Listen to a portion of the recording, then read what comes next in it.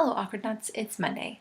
I don't want to talk about this hairstyle, it's just a thing that's happening in my life right now. Maybe I'll grow out of it, but until then I just need your love and support. Thank you. So this week's theme can pretty much be as simple or as complex as you want to make it. The only directions that I was given by Kat was graph your nerd. So I decided to make a pie chart of all the nerdy ways that I spend my time.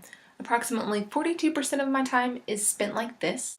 You know, it would be really helpful if I had a TARDIS. So it kind of like tosses it. Yeah. That sounded like a TARDIS. I really want to go to insert any place in the world. I wish the doctor was here. Why isn't it August yet? Another 38% of my time is spent doing this.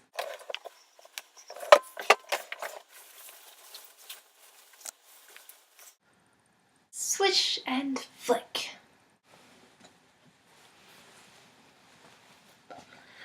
Can't find my tie. Well, I'm getting back to bed before either of you come up with another clever idea to get us killed, or worse, expelled.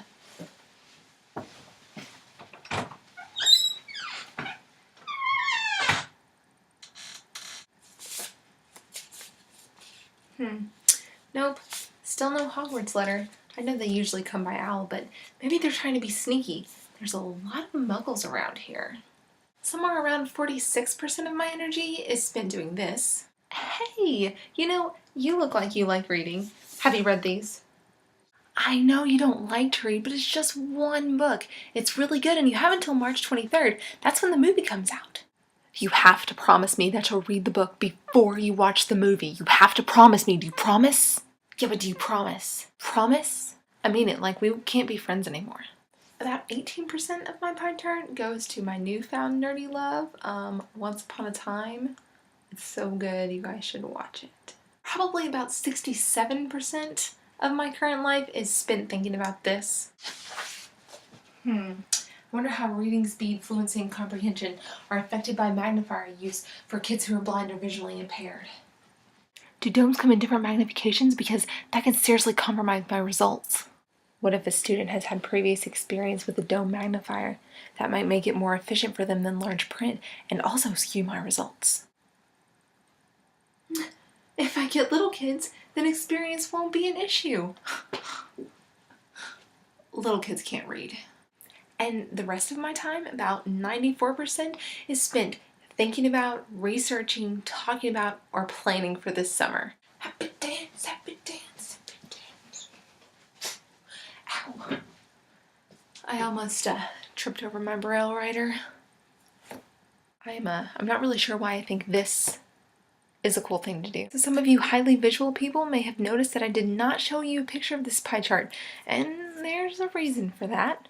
And some of you mathy graph and chart nerds, or, you know, anyone really who knows how to add, may have noticed that my pie chart adds up to more than 100%.